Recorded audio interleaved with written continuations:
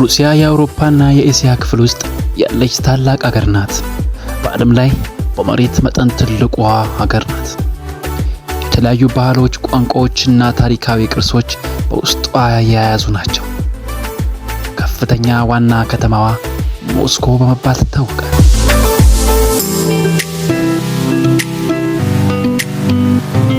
የሩሲያ ታሪክ በ9ኛው ክፍለ ዘመን ዙሪያ በኪየቭ የተመሰረተ ነው።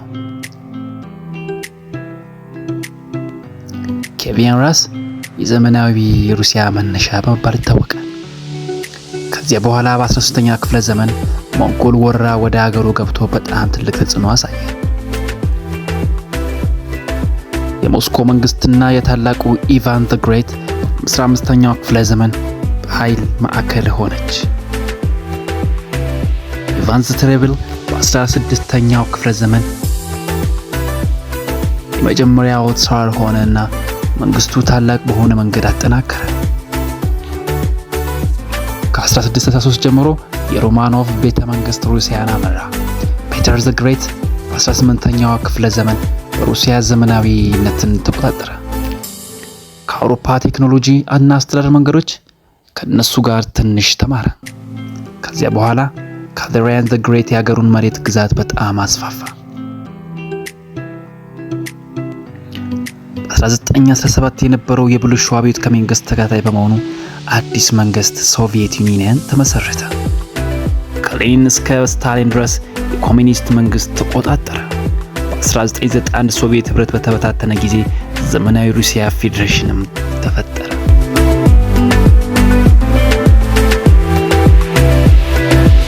በ1917 የነበረው የብልሹ አብዮት ከመንግስቱ ተከታይ በመሆኑ አዲስ መንግስት ሶቪየት ዩኒየን መባል ተመሰረተ።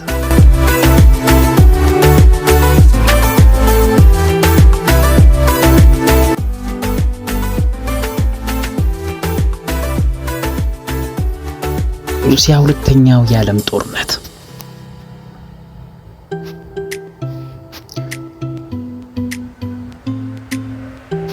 ሩሲያ መንግስት በዚያን ጊዜ የነበረ የሶቪየት ዩኒየን ዩሲሲአር ተሳትፎ። ጦርነቱ ሁለተኛው የዓለም ጦርነት በ1939 ዓ.ም ተጀመረ። ጀርመን ፖላንድን መውረር ጀመረ።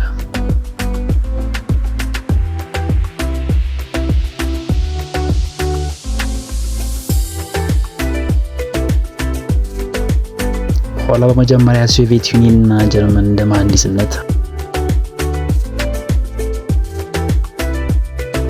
ሞሎቶቭ-ሪቤንትሮፕ ፓክት በ1939 ተስፋፋ። ይህም እርስ በርሳቸው እንዳይዋጉ የተሰማሩ ስምምነት ነበር።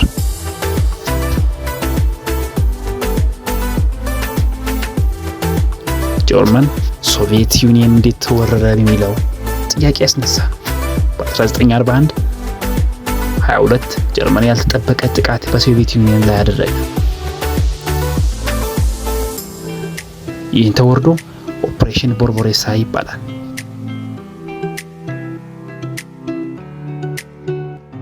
ጀርመን በተጀመረው ጊዜ የት አካባቢዎች ወሰደ። የሩሲያ ህዝብ በጣም ታመመ።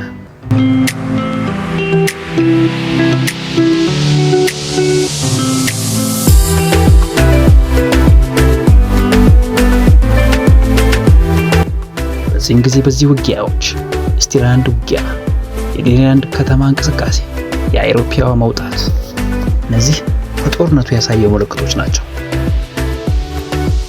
የስቲራንድ ውጊያ ባትል ኦፍ ስታሊንግራድ፣ ባትል ኦፍ ስታሊንግራድ ከ1942 እስከ 1943 በታላቅ መጠን የተደረገ የከተማ ውጊያ ነበር። ሶቪየት ወታደሮች ከጀርመን ሰራዊት ታላቅ አሸናፊነት አገኙ። የጦርነቱ መመለሻም ነበር። የቀይ አደባባይ ሬድ ስኩዌር ሞስኮ ክሬምሊን አጠገብ ያለ የሩሲያ ታላቅ ምልክት ነው። የመንግስታዊ ክብር ዝግጅቶችና የሶቪየት ዘመን የጦር ማስያዣ እዚህ ይካሄድ ነበር። በአደባባዩ ዙሪያ የሚገኙት ሴንት ባሲሊስ ካቴድራል፣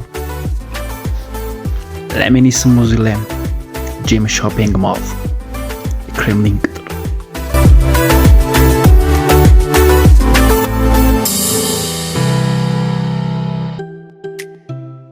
ሴንት ባዚልስ ካቴድራል ሞስኮው በ1555 እስከ 1561 ዓ.ም በቲሳር ኢቫን ዘ ቴሪብል ትእዛዝ ተገነባ።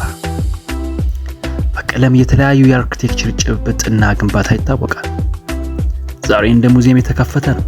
በአውሮፓና በዓለም አቀፍ ምልክት የሚታይ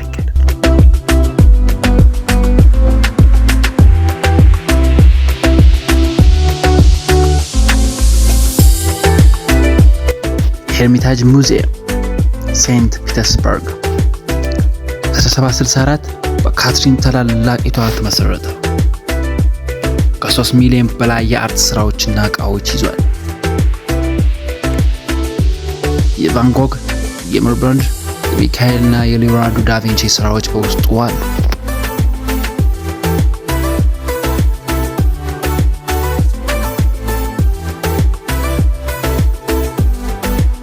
ሌሎቹም ካሬኒቲን ፖቶቭራክስ እና የኪቪ ደሴት፣ የኖቬንክ ታሪካዊ ከተማ፣ የሱዚዳል እና የቫልዲሚር ካታዮን አብዮታዊ ምልክቶች ሊሆኑ ይችላሉ።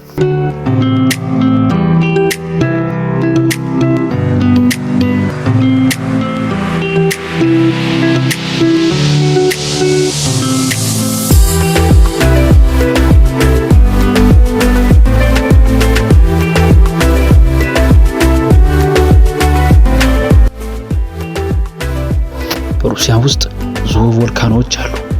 እነዚህ በተለይም በካምቻት ፔኒንሱላ አካባቢ ይገኛሉ እና ይህ አካባቢ በዓለም ላይ ካለ ከፍተኛ እንቅስቃሴ ከሚያሳዩ ቮልካኖች ውስጥ አንዱ ነው።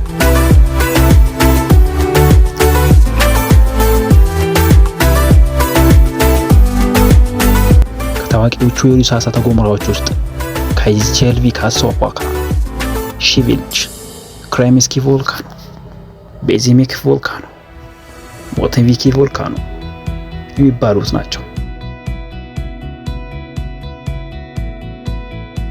ቶልባቺክ ቮልካኖ በ1975 እና 2012 ዓ.ም ታላቅ ፍንዳታ አደረገ። በብርሃን የተሞላ እሳት ፍላጎትና እንቅስቃሴዎች ውስጥ ይታያል።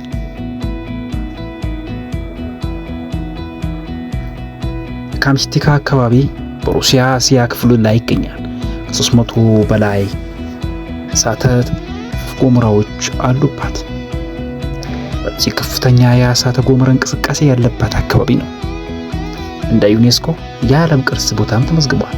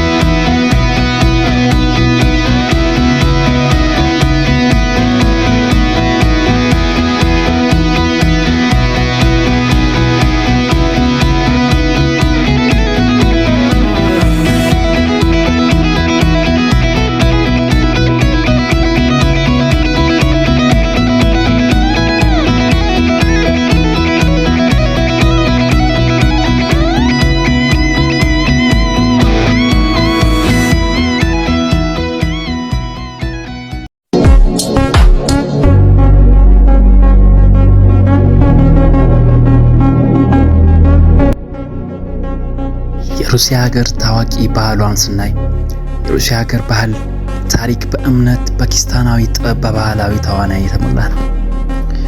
ከሩሲያ ታዋቂ ባህሎች አንዳንዶቹ ባህላዊ እንግዶች መቀበያ ራሽያን ሆስፒታሊቲ፣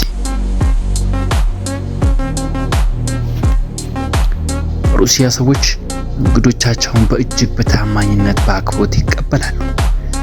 አንዳንዴ እንግዶቹን በእንጀራ ወይም በኩባያ ብራንዲ ቮድካ በመክበር የባህላዊ መልካም ምልክት ያሳያሉ።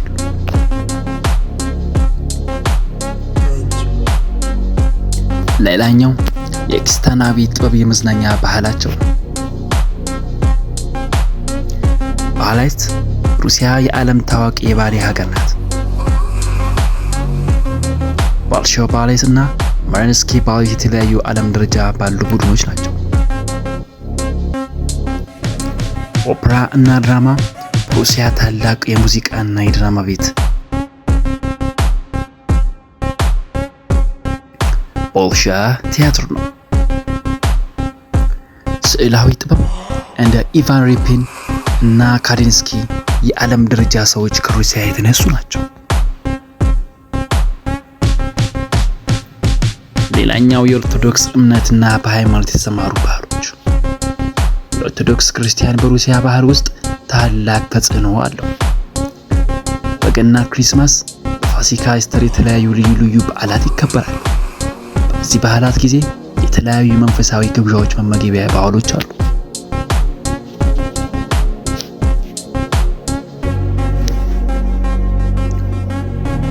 የባህላዊ ግርማና የቤት ዕቃ ሚትሪሽኪያ ዶልስ በእርሳስ የተሰሩ በውስጣቸው ነፍሳት የተካተቱ ባህላዊ ዕቃዎች አሉ።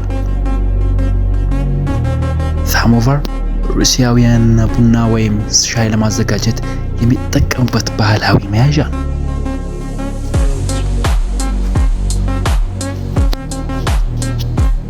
በዓላትና መንፈሳዊ ግብዣዎች ሜሴሊንቲዛ፣ ቪክቶሪያ ዴይ፣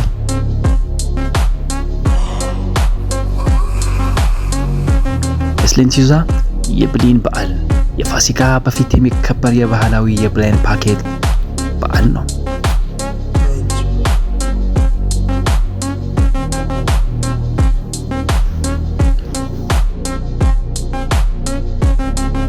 የሚበሉ ምግቦች ፓንኬክ በብዛት የሚቀርቡበት።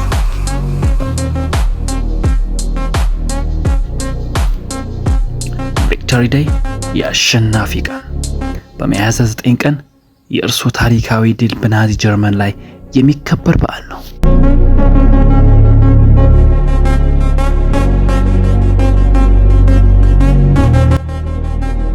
የሩሲያ ባህልና ቋንቋና እምነት ዋነኛ ቋንቋን ራሽያ በመባል ይታወቃል። ዋነኛ ሃይማኖት ኦርቶዶክስ ክርስቲያን ነው። ብዙ በመንግስታዊና ቤተክርስቲያን ስዕላት አይከንስ ይታወቃሉ። አርትና ሙዚቃ ሩሲያ በአርት፣ በሙዚቃ፣ በባህልና በንባብ ታዋቂ ትሆናለች። የታወቁ የሙዚቃ ባለሙያዎች ቺኮቭስኪ፣ ራቺሚኖፍ፣ ስትራቪንስኪ ይሆናሉ። የእቅፍ ባሌ ቡድኖች እንደ ቦልሺ ባሌት በዓለም የታወቁ ይኖራሉ።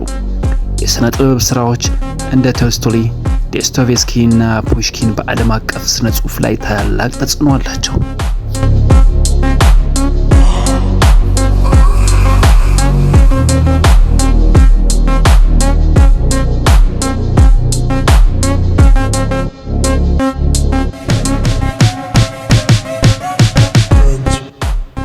ባህላዊ ሙዚቃ በባላይካ እና በድንቅ የእንጨት መሳሪያዎች ይታወቃሉ። ክረምት የሚካሄደው ሜሴሊንቲዛ በዓለም ከፍተኛ የምግብና የአዝማሚያ ዝግጅት ይካሄዳል።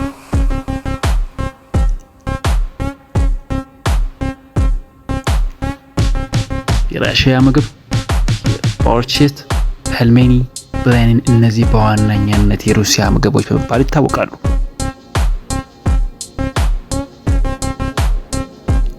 የተከተለ ቀይ አተር ሾርባ፣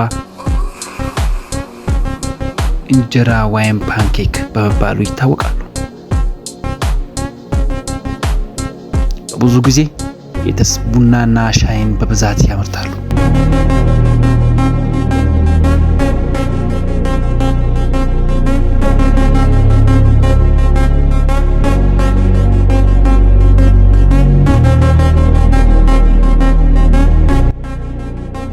በረዶ ላይ የጥምቀት ባህል። በረዶ ላይ የጥምቀት ባህል በሩሲያና በሌሎች ክርስቲያናዊ ሀገራት በተለይ በኦርቶዶክስ አቋም የተስፋፋና የረጅም ዘመን ባህል ነው።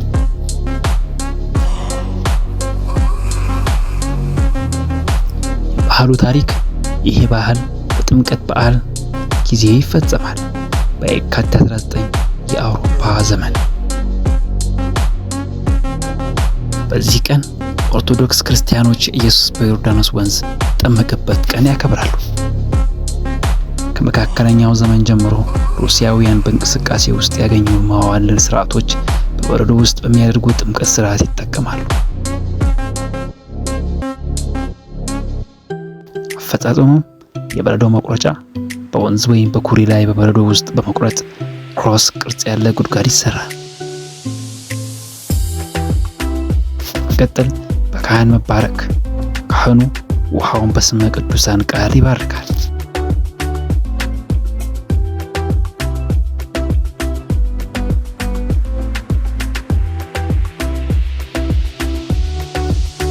የሰው እምነታቸውን ለመጠንከር የተለያዩ ሰዎች በዚያ ቀን በቀዝቃዛ ውሃ ውስጥ 3 ጊዜ በስመ አብ በወልድ በመንፈስ ቅዱስ በማለት ይጠመቃሉ። አስፈላጊነቱ ይህ ባህል የመንፈሳዊና አካላዊ እንቅስቃሴ መደበኛ ተዋረድ ይቆጠራል።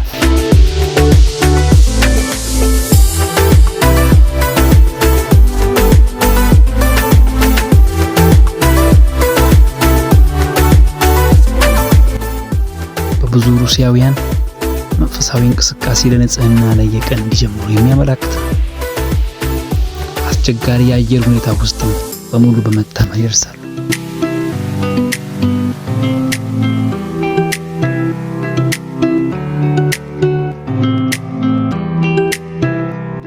ታዋቂ ቦታዎች ሬድ ስኩዌር እና ክሬምሊን በሞስኮ ውስጥ ያሉ ታሪካዊ ምልክቶች።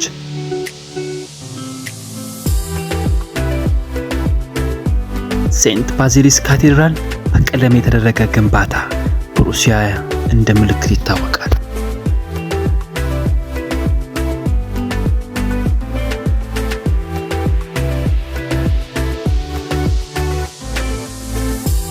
ሄርሚቴጅ ሙዚየም በሴንት ፒተርስበርግ አንዱ ከትልቁ የአርት ሙዚየሞች በዓለም ላይ ይታወቃል።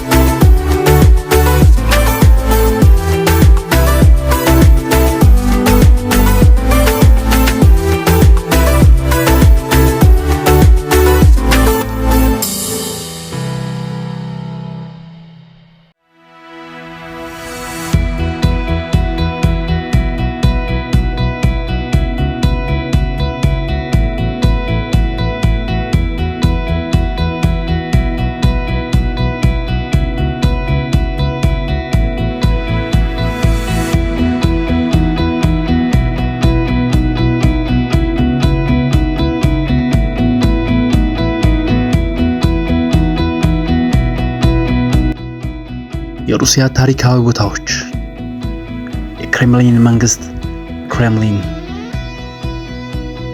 ሞስኮ የክሬምሊን አማካይ ተመሳሳይ ቤተ መንግስት ማለት ነው። መጀመሪያ እንደ እንጨትና የመከላከያ ቅጥር ተገነባ። ነገር ግን በ15ኛው ክፍለ ዘመን በኢጣሊያውያን አርኪቴክቶች ዘመናዊ የጡብ ግንባታ ተካሄደ። ዛሬ የሩሲያ ፕሬዝዳንት መንግስት መኖሪያ ነው። ታሪካዊ ቤተክርስቲያን፣ ቤተ መዛግብቶችና ዕቃ ቤቶች ይዘዋል።